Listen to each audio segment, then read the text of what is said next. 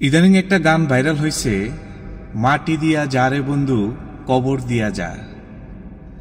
আফসোস আপনাদের জন্য, আপনারা এই গানটাকে লক্ষ কোটি মানুষ এই গানটা শুনছেন এবং ভাইরাল করে দিয়েছেন।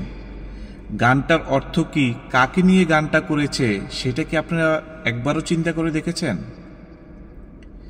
গানটা করা হয়েছে নারীকে নিয়ে। আর নারী কি আপনার মৃত্যুর পরে আপনাকে কবর দিতে পারবে? সে তো কবরের আশেপাশে যেতে পারবে না। আর আপনি আপনার নিজের মৃত্যু কামনা করছেন, এটা কি আপনি একবারও চিন্তা করছেন? ইসলাম ধর্মে নিজের বা অন্য কারো মৃত্যু কামনা করাটা মানে হলো গুনাহের কাজ।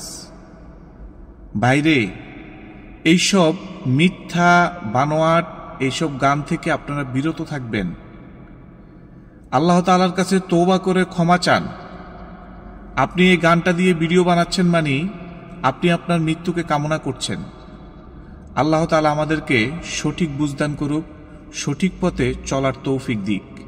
ইসলামিক ভিডিওগুলো বেশি বেশি শেয়ার করবেন, ইসলামের প্রতি ধারণা রাখবেন, তাহলে দেখবেন এই ধরনের গান আপনাদের কাছে কখনোই ভালো লাগবে না। আশা করি সবাই বুঝতে পারছেন।